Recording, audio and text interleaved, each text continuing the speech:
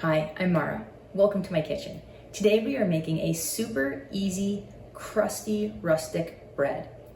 The type of bread I never thought I could make at home. I thought you had to go to a bakery to get bread like this. But this is so easy and wonderful. If you've never made bread before, this is the one you should start with. In fact, it's the first bread I ever made.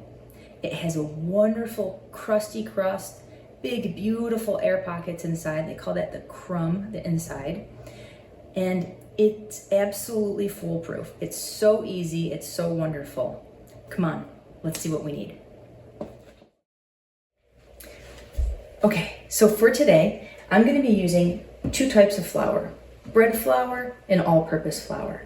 If you only have all-purpose, that's totally fine. Your bread is still gonna come out wonderful. I just like to blend the two, gives it that little something extra. We're also going to need fine sea salt and active dry yeast, not the instant yeast. Now the key to this bread is the long, slow rise. It allows to get a depth of character, flavor, the right texture without having to really work and knead the bread. So we want to make sure it's a nice, slow rise. Room temperature water, a nice big mixing bowl, something that allows the dough to rise overnight. And then lastly, a nice big pot. Again, plenty of room for the bread to rise in the oven. And you want to make sure the pot can withstand temperatures of 450 degrees or more. All right, let's bake.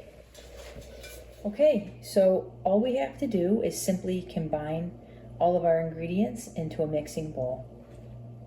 And we're just going to combine first 1.5 cups of all-purpose flour, or 180 grams.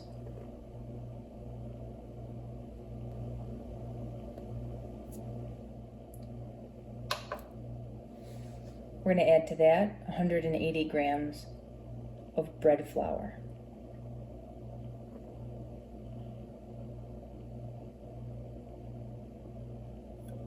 Now we're going to add 1 3/4 teaspoon of salt and a 1/2 teaspoon of active yeast. I'm going to stir these to combine.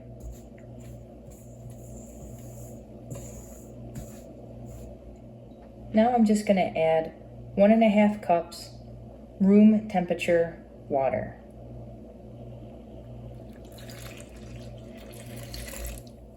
Now I'm just going to stir to combine all of my ingredients together.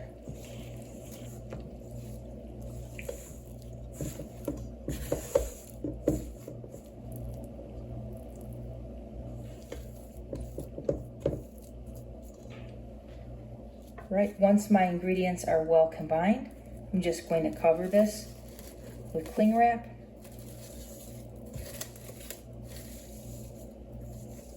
Now we're just going to place this somewhere nice and safe where the temperature is going to stay even for 12 to 18 hours. I like to use a cool oven because it keeps the temperature nice and even while it rises. All right, so you can see that our dough has risen beautifully. You can see loads of air bubbles. We absolutely love that. And the other thing you'll notice is that it's a very wet dough.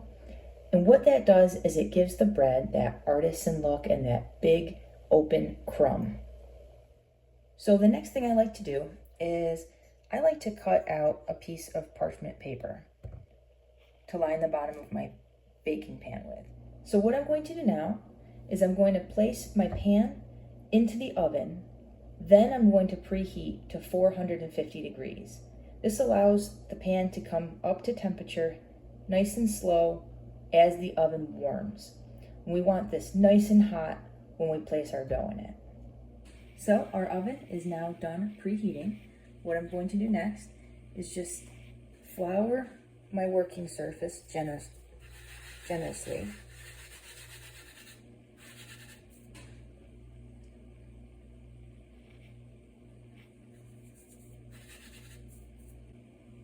And I'm going to flour my hands as well. This will help keep the dough from sticking to my hands too much.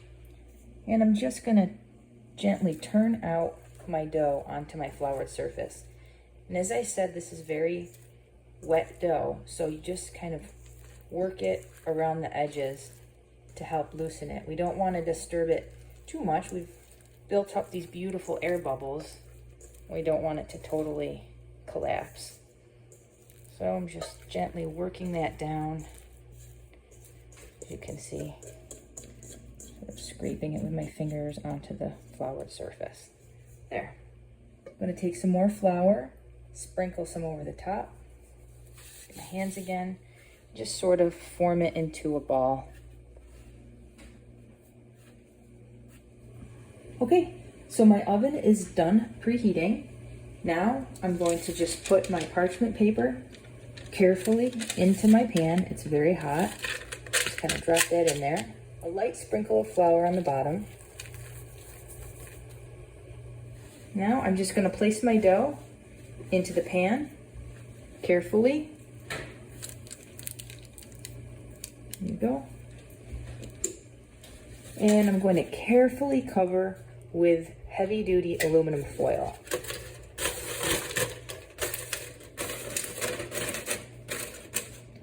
And I want that to be a pretty good seal. Now I have to use aluminum foil because the lid for this pot can't go up to 450 degrees. If your lid does, then feel free to use your lid. And what we're doing is we want to catch any steam. And what that does is it helps make the crust nice and crusty. Who doesn't love beautiful crusty bread? So I'm just going to put that in the oven for 30 minutes with the foil on, and then the last 15 minutes with the foil off.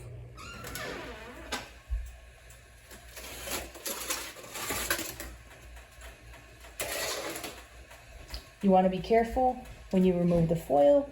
It is very hot. So I've carefully removed my bread from the pan, and I've placed it on this cooling rack to cool. What's great about the cooling rack is it allows for plenty of airflow around the bread.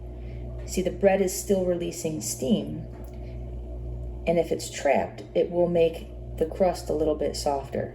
This way it'll keep our crust nice and crispy. Now we want to let this cool pretty much completely before we cut into it, because the center is still very hot, and if you cut too early, it tends to be like a little gummy. Now if you're concerned about the bread being cooked all the way through, a great way to test that is to flip the bread over and you just tap on it, and it should sound nice and hollow, and that's how you know it's cooked completely through. All right, this bread looks delicious. Let's cut it and see how it looks inside. You can hear how nice the crust is. Okay, so this is what I was talking about before.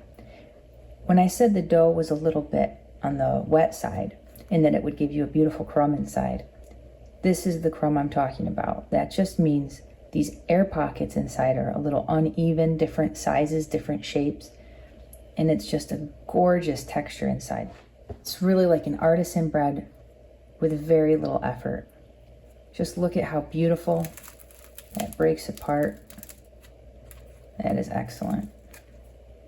Okay, so whether this was your first time or 100th time making bread, I know you're gonna love this great recipe. As always, please like and subscribe to In the Kitchen with Mara for more tips, tricks, and recipes. And as always, please comment below. I'd love to hear what worked for you, maybe what you paired the bread with. I love reading comments. So until next time, I'll see you in the kitchen.